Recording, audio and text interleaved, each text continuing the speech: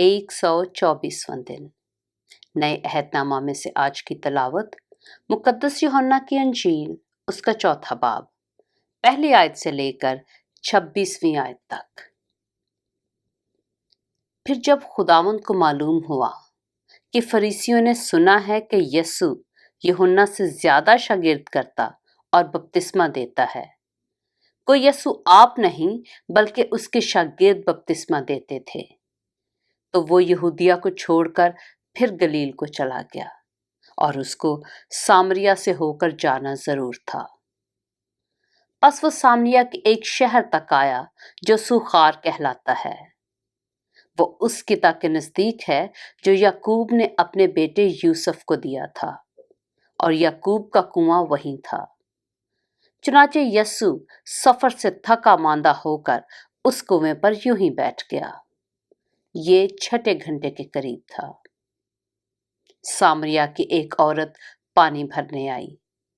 यस्सु ने उससे कहा, मुझे पानी पिला, क्योंकि उसके शागिर्द शहर में खाना मूल लेने को गए थे। उस सामरी औरत ने उससे कहा कि तू यहूदी होकर मुझ सामरी औरत से पानी क्यों मांगता है, क्योंकि यहूदी सामरियों से किसी तरह का बर्ताव नहीं रखते।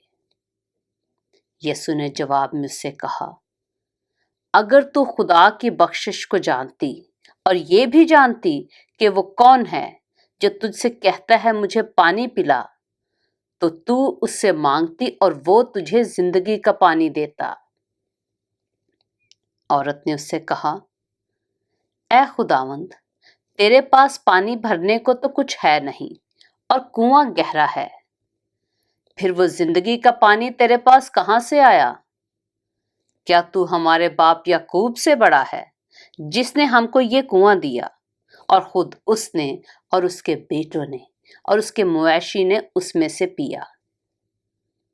यीशु ने जवाब में उससे कहा, जो कोई इस पानी में से पीता है वो फिर प्यासा होगा, मगर जो कोई उस पानी में से पिएगा जो मैं उसे दूंगा, वो अबद तक प्यासा ना होगा, बल्कि जो पानी मैं उसे दूंगा वो उसमें एक चश्मा बन जाएगा जो हमेशा की जिंदगी के लिए जारी रहेगा। औरत ने उससे कहा, ऐ खुदावंद, वो पानी मुझको दे, ताकि मैं ना प्यासी हूं ना पानी भरने को यहां तक आऊं। यीशु ने उससे कहा, जा अपने शौहर को यहां बुला ला। औरत ने जवाब में उससे कहा कि मैं बेशौहर हूं। यीशु ने उससे कहा, तूने खूब कहा है कि मैं बेशौहर हूं, क्योंकि तू 5 शौहर कर चुकी है, और जिसके पास तू अब है वो तेरा शौहर नहीं। ये तूने सच कहा। औरत ने उससे कहा, ऐ खुदावंद, मुझे मालूम होता है कि तू नबी है। हमारे बाप दादा ने इस पहाड़ पर परस्तिश की, और तुम कहते हो कि वो जगह जहां परस्तिश करना चाहिए यरूशलेम में है। यीशु ने उससे कहा, ऐ औरत, मेरी बात का यकीन कर कि वो वक्त आता है कि तुम ना तो इस पहाड़ पर बाप की परस्तिश करोगे और ना यरूशलेम में। तुम जिसे नहीं जानते उसकी परस्तिश करते हो, हम जिसे जानते हैं उसकी परस्तिश करते हैं, क्योंकि नजात यहूदियों में से है। मगर वो वक्त आता है, बल्कि अभी है, कि सच्चे परस्तार बाप की परस्तिश रूह और सच्चाई से करेंगे, क्योंकि बाप अपने लिए ऐसे ही परस्तार ढूंढता है।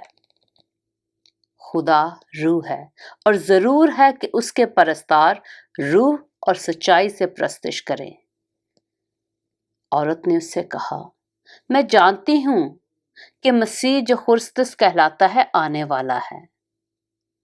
जब वो आएगा तो हमें सब बातें बता देगा। यीशु ने उससे कहा, मैं जो तुझसे बोल रहा हूं वही हूं।